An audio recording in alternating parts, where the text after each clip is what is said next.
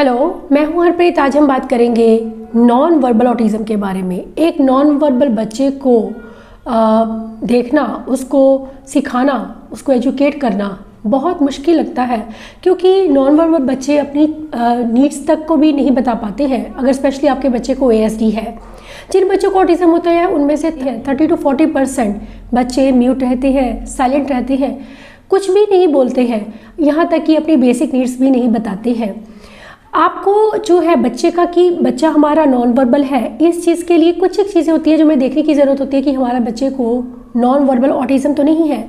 यहाँ non verbal autism कोई अलग कैटेगरी नहीं है, ये ऑटिज़म का ही एक पार्ट है, लेकिन हम नॉन वर्बल इसलिए उसे कैटेगराइज करते हैं ताकि हम बच्चों के लिए टीचिंग स्ट्रेटजीज और उनका इंटरवेंशन सेपरेटली कर सकें, क्योंकि इन बच्चों को कम्युनिकेशन के लिए सपोर्ट की ज़रूरत होती है। सबसे पहले जो एक चीज़ रहती है कि आपके बच्चे वर्ड्स वो अटर करते हैं कभी कभी, जैसे कि एक वर्ड बच्चे ने 1-2 वर्ड बोले और थोड़ी देर बाद वो भी बोलना बंद कर गया, ये एक साइन रहता है बच्चों के नॉन वर्बल होने का। दूसरा एक जो, क्योंकि ये ऑटिज़म का सिम्टम होता है, हमें ये चीज़ों को बड़े ध्यान से देखने की ज़रूरत होती है। दूसरी एक जो चीज़ रहती है कि अगर आपका बच्चा नॉन वर्बल है तो वो बहुत कम वर्ड्स को यूज़ करता है अपनी डेली लाइफ में, जैसे कि पूरे दिन में उसने 1-2 वर्ड्स बोले, या फिर कुछ एक वर्ड्स रहते हैं जिन्हें वो बार बार बोलता है। ये एक चीज़, जैसे मेरे पास एक बच्चा आता था, वो अपने आप को अच्छा बार बार वो अच्छा सिर्फ एक वर्ड ही बोलता था। तो ये जो चीज़ है, इसे हम इन बच्चों को हम नॉन वर्बल कैटेगरी में रखते हैं। और एक तीसरा जो सिम्टम रहता है वो है कि बच्चे कुछ आवाज़ निकालकर साउंड के साथ में खुद को कम्युनिकेट करते हैं, कोई अपनी उनकी नीड बतानी है। जैसे कि मेरे पास एक लड़की आती है, जब वो मेरे पास आई थी तब वो ब्रू की आवाज़ से पानी मांगती थी। तब उसके पेरेंट्स ने मुझे बोला कि वो ब्रू बोलती है तो इसका मतलब है कि उसे पानी चाहिए। ऐसे में ज़रूरी नहीं है कि वो नॉन वर्बल रही, वो बोलने लग गई और आज वो बोलती है, काफ़ी हद तक वो मीनिंगफुल बोलने लग गई है। ज़रूरी नहीं है कि आपका बच्चा अगर साउंड में कम्युनिकेट कर रहा है तो वो साउंड में ही कम्युनिकेट करेगा पूरी उम्र। अगर हम उसको सिखाते हैं, तो मैंने उनको बोला था कि आप उसे घर पर पानी बोलने पर ही पानी देंगे, क्योंकि अगर वो ब्रू प्रोनाउंस कर रही है, बोल रही है उस शब्द को, तो वो पानी भी बोल सकती है, चाहे पानी नहीं पा से ही शुरुआत की जाए।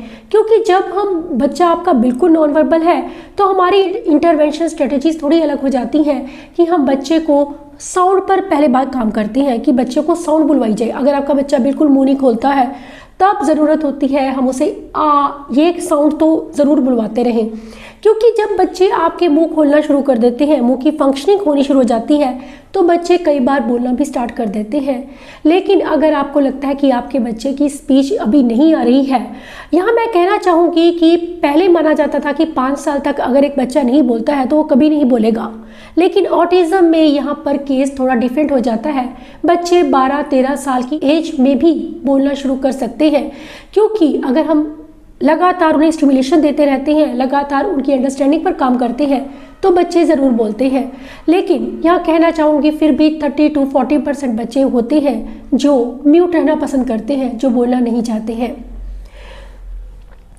अब मैं बात करूंगी कि इन बच्चों के लिए हमें क्या करना चाहिए, क्योंकि मेरे बेटे को भी नॉन वर्बल ऑटिज़म है, गुरजोत को, और स्टार्टिंग से जो बच्चे ये होते हैं जो अपनी बेसिक नीड्स भी नहीं बता पाते हैं, उस वजह से उनमें अग्रेशन बहुत ज़्यादा होता है, क्योंकि बच्चों को भूख प्यास बतानी नहीं आती है, कोई चीज़ मांगनी नहीं आती है। इस वजह से उनमें कुछ बिहेवियर इश्यूज भी होते हैं। अपनी बात को मनवाने के लिए, उस चीज़ को पाने के लिए बच्चे खुद को मारते हैं, या सामने वालों के से चीज़ हाथ से छीन लेना, या फिर खुद को ज़मीन पर फेंक देना और ज़ोर ज़ोर से चिल्लाना।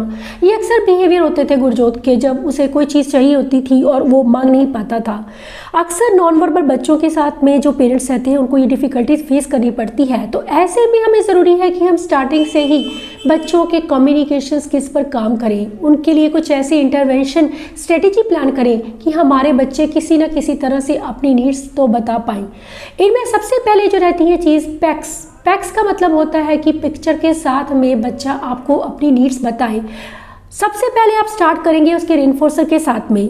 कम्युनिकेशन बोर्ड आपको बनाना है जिस पे आपको लैमिनेट करना है, जिसे बोर्ड को सिंपली कार्डबोर्ड है जिसको आपने लैमिनेट करना है और उस पे 3-4 वेलक्रो के पीसेस लगाने हैं। सबसे पहले आपको बच्चे को सिर्फ एक ही कार्ड देना है और बच्चे को बोलना है कि आपको क्या चाहिए। बच्चा सामने आपने कुरकुरे उसके रखे हुए हैं, बच्चे को इस तरह से अपने आप से ना लेने दें, बल्कि उसे पॉइंट करके वो आपको पिक्चर आपके हाथ में दे, तभी उसे बोलिए कि पिक्चर वो आपको दे। अगर वो नहीं देता है तो आप उसका हाथ पकड़ के खुद रखवा सकते हैं। तो आप बोलेंगे साथ में कुरकुरे कुरकुरे कुरकुरे। ये एक चीज़ भी बच्चों को हेल्प करती है कि मुझे किस तरह से चीज़ मांगनी है, कि मुझे अगर कुछ चाहिए तो मुझे पिक्चर उठा के देनी है।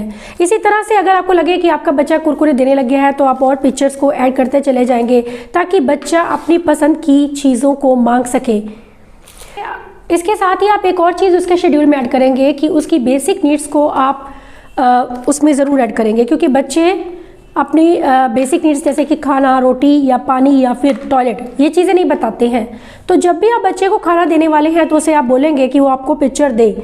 इस चीज़ से भी बच्चों में अंडरस्टैंडिंग आती है कि अगर मुझे रोटी खानी है तो मुझे चपाती का पिक्चर देना है, या फिर मुझे पानी पीना है तो मुझे ग्लास का पिक्चर देना है, या फिर टॉयलेट जाना है तो टॉयलेट सीट का पिक्चर देना है। इन चीज़ों से बच्चों की अंडरस्टैंडिंग बढ़ती है। पिक्चर्स के साथ में बच्चे आपसे कम्युनिकेट करना शुरू कर देते हैं। मैं कहना चाहूँगी कि जो भी कार्ड आपको बच्चा देता है उस वर्ड को आप कम से कम 3 बार ज़रूर बोलिए, ताकि बच्चे आपके लिप्स को देखें, कार्ड को या रिइंफोर्सर जो भी चीज़ आप उसे दे रहे हैं अपने मुंह के पास लाकर लिप्स के साथ में। क्योंकि जब आपके बच्चे आपकी लिप की मूवमेंट को देखते हैं तब भी बच्चे कई बार इमिटेशन में बोलना स्टार्ट कर सकते हैं। ये एफर्ट्स हमें करते रहना है। इवन इफ आपका बच्चा कुछ भी नहीं बोलता है, आपने अपनी कोशिशें करते रहना है। दूसरी चीज़ है कि हम ऐसा नहीं है कि अगर आपके बच्चे को नॉन वर्बल ऑटिज्म है, आपका बच्चा नहीं बोलता है तो वो कुछ समझता नहीं है। पिक्चर्स के साथ में वो ईजिली अपनी चीज़ों को बताना शुरू कर देगा और इस टाइम में आपको ज़्यादा वक्त नहीं लगेगा। आप स्टार्टिंग एक कार्ड से कीजिए, धीरे धीरे आप खुद देखेंगे कि बच्चा आपको कार्ड उठाकर देने लगेगा और धीरे धीरे आप उस चीज़ को बढ़ाते जाइए, कार्ड्स को बढ़ाते जाइए, ताकि बच्चा विजुअली चीज़ों को स्कैन करके अपनी पसंद की चीज़ को मांग सके। इससे फ़ायदा ये रहता है कि बच्चे आपके साथ में अपनी नीड्स बतानी शुरू कर देते हैं। घर में बच्चे अपनी पड़ी हुई चीज़ें उठा लेते हैं, किचन में जाकर उन्हें पता है कि बिस्किट कहाँ पड़े हैं या खाना कहाँ पड़ा है या पानी कहाँ से लेना है, अपने आप से बच्चे ले लेते हैं। लेकिन किसी से अपनी नीड्स को कम्युनिकेट कैसे करना है, मांगना कैसे है, वो उन्हें नहीं आता है। तो इस एक मेथड के थ्रू हम बच्चे को मांगना सिखाते हैं। इसे हम पैक्स कहते हैं, पिक्चर एक्सचेंज कम्युनिकेशन सिस्टम, जो कि बच्चों में कम्युनिकेशन इंटरवेंशन के टाइम पर यूज़ किया जाता है। दूसरी चीज़ है साइन लैंग्वेज। साइन, अगर आपका बच्चा नॉन वर्बल है तो आप उसे 3 बेसिक साइन तो ज़रूर सिखाइए, क्योंकि ये बहुत ज़रूरी है। 3 बेसिक साइन का मतलब है कि अगर आपका बच्चे को खाना खाना है तो ये एक साइन, क्योंकि ये यूनिवर्सल साइन है।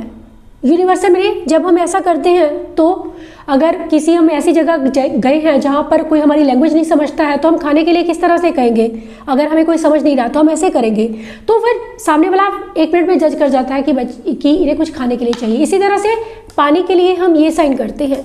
बच्चों को पानी जब भी दे तो ये साइन करवा के दे, और जब खाना दे तो ये साइन करवा के दे, अगर आप साइन लैंग्वेज पे काम कर रहे हैं। और टॉयलेट के लिए ये साइन, क्योंकि मैंने अक्सर देखा है कि बच्चे टॉयलेट ट्रेनिंग में उन्हें बहुत वक्त लगता है पिक्चर्स के साथ में, या फिर अगर पिक्चर अवेलेबल नहीं है, कहीं आप बाहर गए हैं, तब आप साइंस ज़रूर ये 3 चीज़ों के सिखाइए, ताकि अगर पिक्चर अवेलेबल नहीं भी है तब भी बच्चा आपको अपनी नीड्स को कम्युनिकेट कर पाए। नीड कम्युनिकेट करने से ये होता है कि बच्चे काफ़ी रिलैक्स हो जाते हैं और वो समझ पाते हैं कि मुझे कोई समझता है या मैं अपनी नीड्स बता सकता हूँ, कम्युनिकेट कर सकता हूँ। इससे बच्चों में फ्रस्ट्रेशन लेवल काफ़ी कम हो जाता है, फ्रस्ट्रेशन कम हो जाता है, जिसकी वजह से बच्चों में चैलेंजिंग बिहेवियर के चांसेस भी कम होने लगते हैं। गुरजोत जब अपनी नीड्स को नहीं बता पाता था तब वो अपने आप को लगातार मारता था, ज़मीन पर खुद को गिरा लेता था। उसे कोई भी चीज़ चाहिए, किसी से छीन लेना, किसी से ज़बरदस्ती लेना या फिर किसी के पेट से भी उठा लेना, ये सब चीज़ें थी, क्योंकि बच्चे सोशल बिहेवियर नहीं समझते हैं।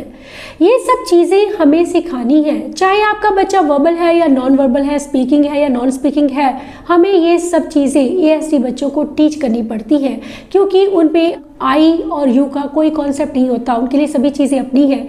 हमें उन्हें ये कॉन्सेप्ट सिखाने की ज़रूरत होती है कि ये मेरी प्लेट है और ये आपकी प्लेट है, अपनी प्लेट से ही खाना खाएंगे। आप हो सके तो उसकी प्लेट पे नाम लिख दीजिए, उसके ग्लास पे नाम लिखिए, ताकि बच्चा अपनी प्लेट में ही खाए, किसी और की प्लेट से ना उठाए, क्योंकि सोशली इनएप्रोप्रिएट लगता है।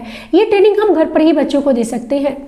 दूसरी जो एक चीज़ है कि नॉन वर्बल बच्चों में एक चीज़ और रहती है कि बच्चे सोशल इंटरेक्शन करना नहीं जानते हैं, कि किसी से किस तरह से बात करनी है या किसी का अटेंशन कैसे लेना है, जिसकी वजह से बच्चों में कई बार अटेंशन सीकिंग बिहेवियर्स आते हैं।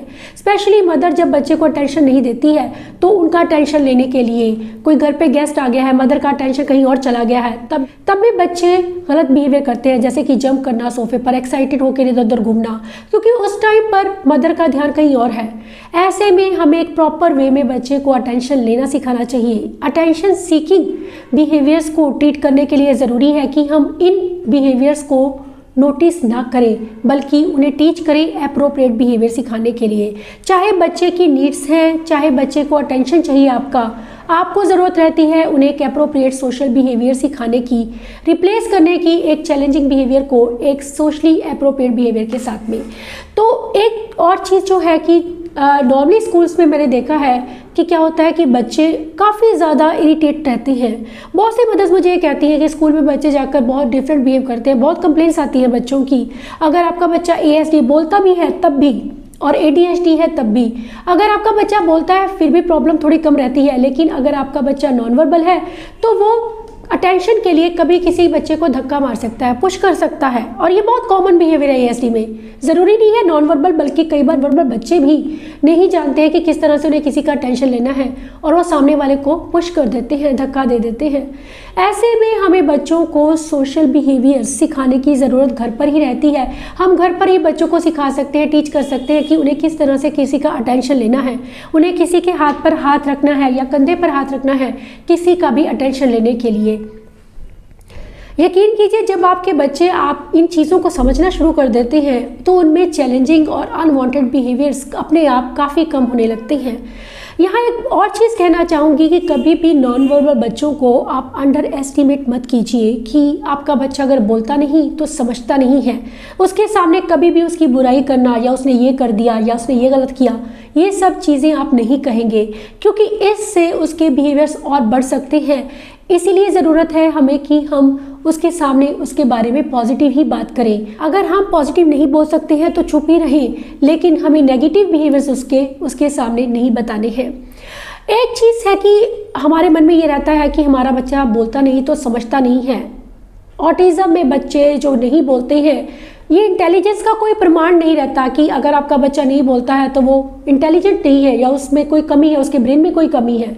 ऐसा नहीं है, उनकी कुछ ऐसी डिफ़िकल्टीज़ हैं जिसकी वजह से वो बोल नहीं पा रहे हैं। इसका मतलब यह नहीं कि बच्चा आपका कुछ समझता नहीं है, और इस चीज़ को अंडरस्टैंड करना पेरेंट्स के लिए बहुत ज़रूरी है। एक नॉन वर्बल बच्चा भी बहुत अच्छा कम्युनिकेशन सीख सकता है अगर उन्हें हम राइट स्ट्रेटजीज़ के साथ सिखाएं, क्योंकि उनका ब्रेन सेम फंक्शनिंग करता है जैसे बाकी ASD बच्चों का करता है। इसीलिए इस बात से डिप्रेस मत होइए कि मेरा बच्चा अगर नॉन वर्बल है तो वो कुछ कर नहीं पाएगा। बहुत से नॉन वर्बल बच्चे हैं जो अच्छी लाइफ को आगे जी रहे हैं और इंडिपेंडेंट हो जाते हैं, बस उन्हें कम्युनिकेशन के लिए कुछ मोड्स की, कुछ हेल्प की, सपोर्ट की ज़रूरत होती है, और वो हमें उन्हें सिखाना बहुत ज़रूरी है। हम iPad का सहारा ले सकते हैं, पैक्स को धीरे धीरे बच्चे को पैक्स से स्टार्ट करके उसे iPad पर अपनी नीड्स को कम्युनिकेट करना सिखाना। आज गुड सेंटेंसेस में भी कई बार मुझे बता देता है कि वो कैसा फील कर रहा है।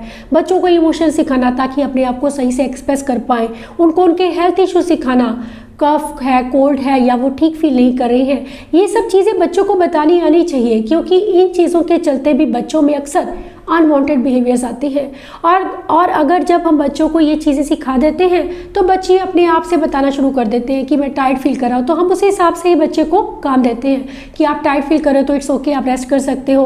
इसी तरह से हम सेंसरी में बच्चों को चॉइसेस दे सकते हैं, ठीक उसी तरह जिस तरह से मैंने बताया कि खाने में हम देते हैं, उसी तरह से बच्चों को रॉकिंग चेयर चाहिए, स्विंग चाहिए, बॉल चाहिए, कुछ भी जो भी इसे चाहिए वो अपनी पसंद से मांग सके। जितना आप बच्चों को चॉइसेस देते जाते हैं विजुअली, बच्चे उतनी ज़्यादा उनकी अंडरस्टैंडिंग बढ़ती है। नो डाउट कि हम बच्चे को पिक्चर्स के साथ में कम्युनिकेशन सिखा रहे हैं, लेकिन उसके बोलने की उम्मीद हमें नहीं छोड़नी है, क्योंकि बच्चे कई बार बहुत लेट भी बोलते हैं। हमें लगातार उस वर्ड को 3 बार बोलता रहना है और कोशिश करना है कि वो आपको रिस्पॉन्ड करे, चाहे वो साउंड में ही करे। धीरे धीरे साउंड से अगर आपका बच्चा वर्ड पर आता है तो ये बहुत अच्छी बात है। वर्ड से उसे फ्रेसेस पर और सेंटेंसेस पर लाने की कोशिश करते रहना बहुत ज़रूरी है। यहाँ मैं ये कहना चाहूँगी कि आज भी हालांकि गुरजोत को एप्रेक्सिया है, फिर भी मैं उसे बुक रीड करवाती हूँ। अपनी मदर टंग की बुक उसे रीड करवाइए। स्पेशली अगर आपका बच्चा हिंदी जानता है तो घर में जो भी लैंग्वेज आप यूज़ करते हैं उसमें आपका बच्चा जल्दी उस चीज़ को समझता है। इसलिए ज़रूरी है कि आप घर पर उसे, अगर आप हिंदी यूज़ करते हैं, हिंदी की वर्णमाला एक बुक ले सकते हैं और उसे क, अ, ई, ऊ साउंड से कॉन्सोनेंट्स पर लेकर आइए। और इसी तरह से पंजाबी की बुक मैं गुरजोत को जैसे पढ़ाती हूँ, डेली उसको रीड करवाती हूँ, उससे उसमें समझ आने के साथ साथ वो लेटर्स को समझने लगा है और साथ ही बोलने की कोशिश भी करने लगा है। ये चीज़ें बच्चे इमिटेशन में ही बनाना शुरू कर देते हैं और यही चीज़ें आगे जाकर बच्चों की स्पीच को डेवलप करने में बहुत हेल्प करती हैं। रूटीन बना लीजिए कि 10 मिनट आपने उसको रीड कर लगातार करवाना है बुक को, और वो बुक मदर टंग में हो तो और भी अच्छा रिजल्ट रहता है। बच्चों को कुछ ऐसी इंटरेक्टिव वर्कशीट्स देना बहुत यूज़फुल रहता है, क्योंकि इससे आपके बच्चों का ब्रेन एंगेज हो रहा है और उसके हैंड्स बिजी हो रहे हैं और साथ ही आप उसकी अंडरस्टैंडिंग पे काम कर रहे हैं। अगर आपका बच्चा वर्बल है तब भी, और अगर नॉन वर्बल भी है तब भी इंटरेक्टिव वर्कशीट्स उसके लिए बहुत हेल्पफुल हैं। अगर वो वर्बल है तो उसमें फंक्शनल कम्युनिकेशन को डेवलप किया जा सकता है, अंडरस्टैंडिंग पे काम किया जा सकता है, और अगर वो नॉन वर्बल है तो उसकी रिसेप्टिव वोकैबुलरी को बढ़ाया जा सकता है, उसकी रिसेप्टिव लैंग्वेज को बढ़ाया जा सकता है, जो आगे चलकर उन्हें स्पीच में हेल्प करती है। अब जो नेक्स्ट चीज़ है कि हम बच्चे को, कभी मत सोचिए कि आपका बच्चा 10 साल का हो चुका है और वो अभी भी बच्चों वाली राइम सुनता है और बोलता है, ये चीज़ें, या फिर ABC सॉन्ग को एंजॉय करता है। हमारे बच्चे जो डेवलपमेंटल बच्चे डिलेड रहते हैं, उन बच्चों के इंटरेस्ट बाकी बच्चों से थोड़े अलग रहते हैं, एज से कम रहते हैं, छोटे बच्चे वालों रहते हैं। तो हमें प्री स्कूलर्स की तरह ही उन्हें ट्रीट करना है, उनके इंटरेस्ट को रिस्पेक्ट करना है, क्योंकि हमें पता है कि हमारा बच्चा पीयर ग्रुप में एज ग्रुप से पीछे है, उसके इंटरेस्ट डिफरेंट हो सकते हैं। उन इंटरेस्ट को हमें ये नहीं कहना कि आप बड़े हो चुके हो, अब ये चीज़ें आप छोड़ दो। आपके बच्चे का जो भी इंटरेस्ट है, आप उस इंटरेस्ट को उसको उसकी मर्ज़ी से पूरा करने दें, क्योंकि कई बार जब हम अपनी मर्ज़ी और हम बहुत ज़्यादा डिमांडिंग हो जाते हैं, अपनी मर्ज़ी चलाते हैं, तब भी बच्चे काफ़ी अग्रेसिव हो जाते हैं। बच्चों को अंडरस्टैंड करना बहुत ज़रूरी है, उन्हें ट्रीट करने से पहले, उन्हें कुछ सिखाने से पहले। इसके साथ ही एक और चीज़ मैं कहना चाहूँगी कि बच्चों की लिमिटेशंस और उनकी वीकनेस, जो भी उनकी प्रॉब्लम्स हैं, उनकी डेफिसिट्स एरियाज़ हैं, उनको आप उनकी लिमिटेशन को रिस्पेक्ट कीजिए, उनकी स्ट्रेंथ को बढ़ावा दीजिए, इंकरेज कीजिए। हमेशा उनकी ये चीज़ें मत सोचिए कि बच्चा ये नहीं कर पाता, ये नहीं कर पाता, ये सोचिए कि वो क्या कर पाता है। हमेशा पॉजिटिव रहिए उसके लिए। अगर आपका एटीट्यूड उसके साथ पॉजिटिव है और आप सपोर्टिव हैं उसके साथ में, तो नॉन वर्बल बच्चे भी बहुत अच्छा सीखते हैं और अपनी लाइफ को सही से जी पाते हैं। आशा करती हूँ कि ये वीडियो आपको हेल्प करेगा आपको अपने नॉन वर्बल बच्चे को समझने में और उसे सही से कम्युनिकेशन सिखाने में। Thanks for watching.